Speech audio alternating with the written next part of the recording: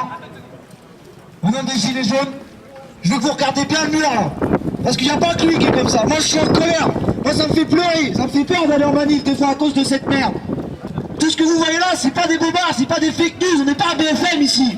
C'est n'importe quoi. Vous trouvez ça normal? Un mec qui se fait tirer par derrière? Non. Moi je peux revenir d'Adrien là. Parce qu'il a peur. Il veut pas parler au nom de tout le monde. Mais moi je vais parler pour lui parce que j'en ai marre pour lui. Il est là. Il a couru, il avait rien fait, il s'est fait tirer par derrière, je suis allé à l'hôpital, j'ai vu sa famille détruite. Moi je me suis mis à sa place, ça aurait été moi, j'aurais vu les miens pleurer, mais j'aurais pas réagi, il est fort moi Adrien, je vous l'applaudissez Adrien. C'est la merde, c'est pas normal de se faire tirer dessus comme ça. C'est quoi ça LBD? Mon cul LBD, flashball, lol, vous trouvez ça normal? Des armes, alors qu'on manifeste, c'est un droit de manifester, c'est la colère, c'est logique. Si on en a marre, voilà, merci, un ras-le-bol. Donc la grève générale, je veux tous vous voir dehors comme là aujourd'hui. Et tous les gens qui nous regardent, qui les écoutent, mais qui font la résistance derrière la télé, ça c'est pareil, c'est pas normal. On a besoin d'eux. Parce que voilà, à chaque fois c'est des frères, des militaires. Voilà, tu peux mettre ta sirène, je m'en fiche. Parce que c'est toujours ça avec vous. On se fait tirer dessus, c'est pas normal. C'est le contribuable qui paye leur matériel. Pourquoi? Pour qu'on se foute dessus? C'est pas logique. Mais vas-y, viens. T'as raison, bouh! C'est pas normal tout ça, j'ai jamais entendu ça. J'en ai rien le cul. Moi la police, je la respectais, mais je la respecte plus aujourd'hui. Je me sens plus dans le bon côté des choses. Je me sens plus citoyen, je me sens plus civil. Normal, tu sors dehors, ils te regardent mal. Tu trouves ça normal?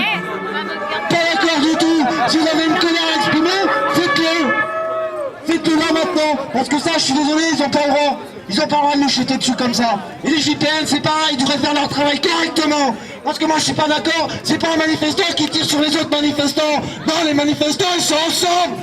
On est tous ensemble.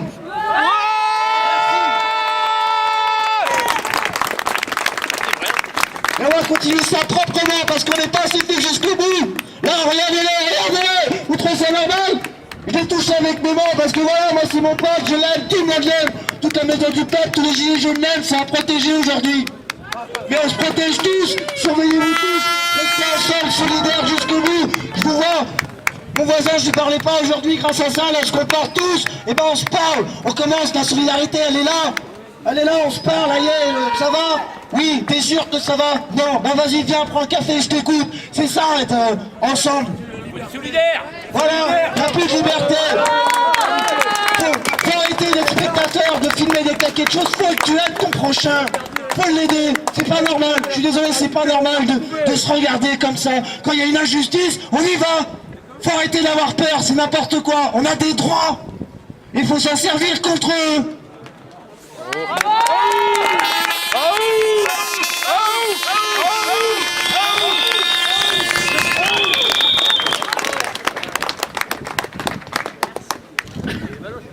Et maintenant j'ai envie d'entendre ça crier aujourd'hui. Criez pour tout ça.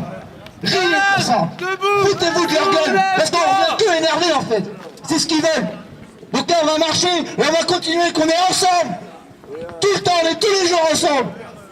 Et on lâche rien. On lâche rien.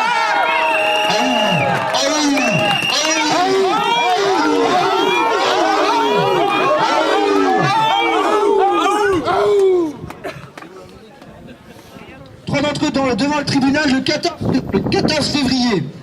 Les chefs d'inculpation portent essentiellement sur des dégradations ayant touché des blancs et un feu des pneus symboliquement placé à proximité de la porte de la sous-préfecture lors de la manifestation du 5 janvier. Rien n'est prouvé aujourd'hui quant à la responsabilité de nos camarades dans ces faits, mais dès maintenant nous voulons donner notre avis sur ce procès et le replacer dans son contexte. L'acte 9, arrivé dans un contexte de forte tension. À Saint-Nazaire, comme partout en France, les blessés mutilés par la police s'accumulent. Philippe et Adrien, deux gilets jaunes des alentours, manifestant pacifiquement, ont été blessés lourdement par des LBD 40 du pays au cours du mois de décembre. Les forces de l'ordre ont tiré sur deux Nazériens alors qu'ils leur tournaient le dos. Une manifestation régionale appelée par différents groupes de gilets jaunes avait donc été organisée en écho à Saint-Nazaire. Une partie de cette manifestation s'est attaquée aux symboles les plus forts du système que ces banques et ces bâtiments du pouvoir.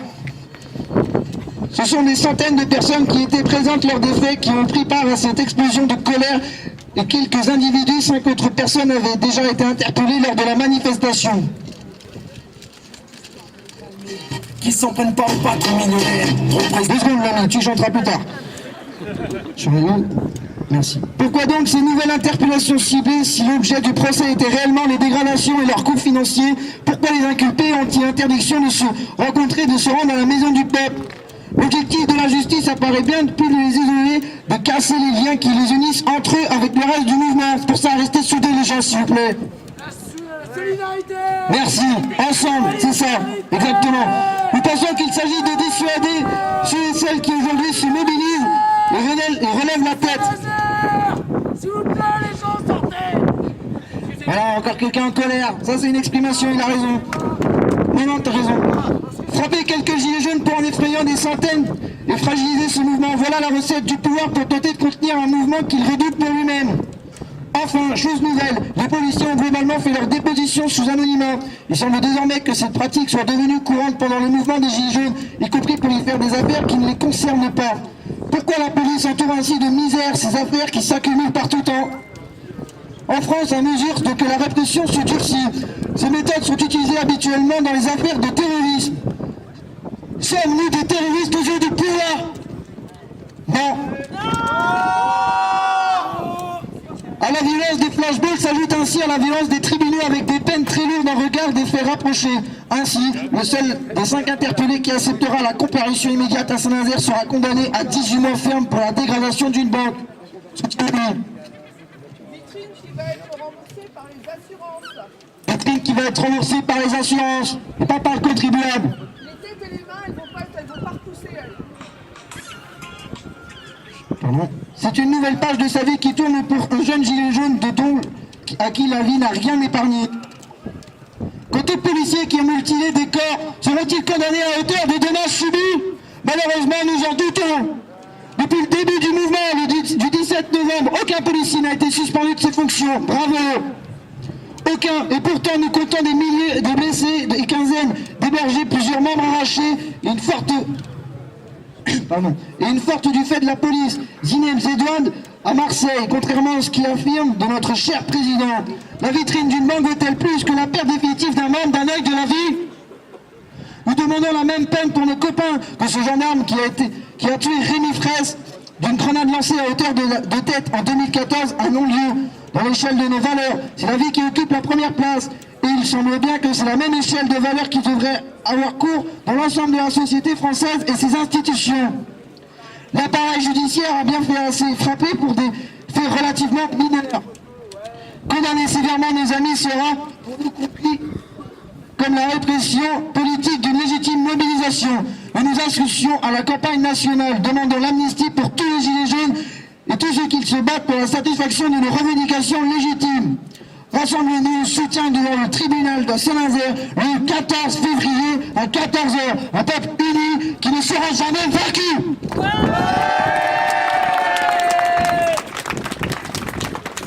a licencié 2500 employés. Voilà le groupe Carrefour. Et les CRS qui nous chargent. En fait, il n'y a pas de vitrine de cassé. Il n'y a personne qui se retrouve. Ceux qui ont pris tout le plat dans leur assiette, laissant les assiettes des autres vides, et qui, ayant tout, disent avec une bonne figure, une bonne conscience, nous, qui avons tout, on est pour la paix.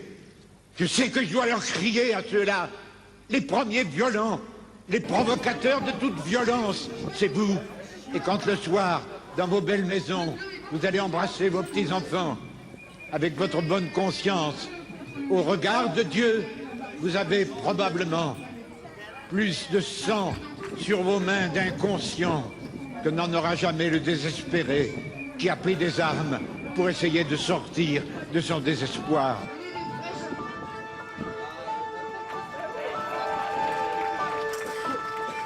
Mais ne nous trompons pas, il n'y a pas de violence qu'avec des armes.